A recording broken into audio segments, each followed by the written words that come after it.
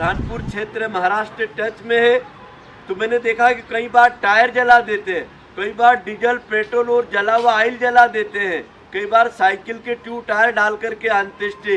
अरे सोच के देखिए, मरने वाले की जीवन भर कैसी भी गति हुई, लेकिन आप तो तुम उसकी दुर्गति मत करो। मतलब कम से कम टायर नहीं जलाना चाहिए। इससे मरने वाले के साथ में कितना कार्बनिक तत्व जाता है। आपके इस अंत्येष्टि में हम लोग घी लेके आएंगे, कपूर लेके आएंगे और पवित्र विधि विधान से अंत्येष्टि संस्कार गाय के कंडों में होना चाहिए। ये यज्ञ का माध्यम है और ये जीवन भी एक यज्ञ है। और अंत्येष्टि संस्कार उपेक्षा नहीं है, ये परमात्मा ने दिया हुआ जीवन का सम्मान है। तो अंत्येष्टि संस्कार कोई छूत और अछूत की बात नहीं है, एक पवित्र कर्म है। और एक अंत्येष्टि कराने वाला, उसको देखने वाला एक अश्वमेध यज्ञ के बराबर उसको पुण्य मिलता है, ऐसा हमारे शास्त्र वचन है। बहुत बहुत धन्यवाद।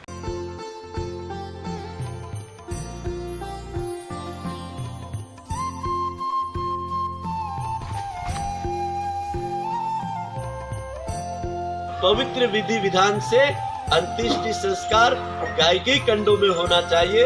ये यज्ञ का माध्यम है और ये जीवन भी एक यज्ञ है।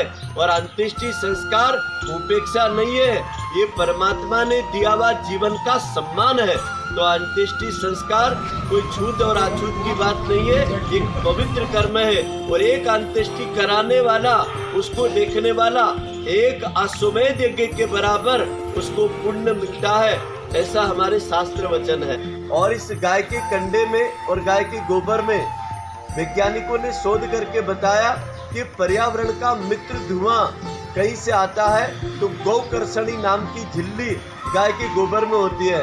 और गाय के गोबर में गौ में वसते लक्ष्मी, गाय के कंडों की राख से सृष्टि का पर्जन्य भी अवतरित होता है। गाय के धुएं से, जो गोबर से धुआं उठता है, उससे संक्रामक वायरस दूर होते हैं। मरने वाला किस रोग से, किस बीमारी से ग्रसित होकर के मरा है, उसके संक्रामक वायरस को निष्क्रिय करता है, पर्यावरण को शुद्ध प्राण देता है। हम मरने के बाद में भी इस जीव जगत को, प्राणी जगत को अच्छा प्राण दे करके जाए, इस निमित्त गायत्री परिवार ने अंत्येष्टि संस्कार के विधान के लिए 5 काम तय करे हैं। अंत्येष्टि स्थान को सुसंस्कारी कराने के लिए गौमूत्र का पंचगव्य जाएगा। तुलसी हमारे आश्रम में पैदा होती है, तुलसी का सूखा पौधा भी जाएगा उसकी मुक्ति के लिए।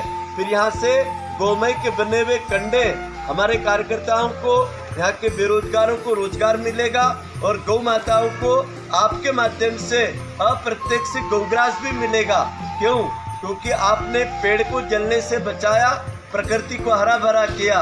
और जो गाय का गोमय इस धरती के ऊपर प्राण भी देगा, बची भी राख सृष्टि को भोजन भी देगी।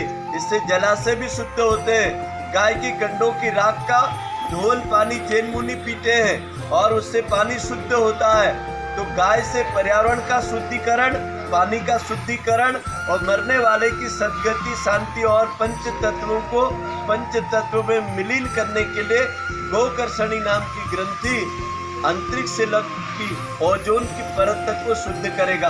यह हमारा रथ बना है। आज हमने विवेकानंद जयंती पर इसका लोकार्पण किया है। अब यहाँ से हमारे 2 कार्यकर्ता इस रथ को लेकर के जाएंगे। इसमें पर्याप्त कंडे होंगे और एक अंत्येष्टि संस्कार में जो लगने वाली 1 किलो जड़ी बूटियों की हवन सामग्री, वो भी यहाँ से साथ में जाएगी।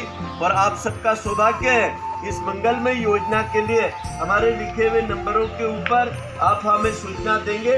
हमारे यहाँ से पंजीयन करके आप किसी भी जाति, पंथ, संप्रदाय के हो सकते हैं। इसके लिए गायत्री परिवार कोई जाति पाति का भेद नहीं करता है। जो भी व्यक्ति बुलाएगा वहाँ पर हमारा अंत्येष्टि संस्कार का कार्यक्रम संपन्न होगा। आपकी सद्गति, शांति का भी कार्य हम जन्म से मृत्यु तक का 16 संस्कार कराते हैं। तो यह दिव्य संस्कार वैकुंठ धाम में, मुक्ति धाम में, आपके क्षेत्र में संपन्न होगा।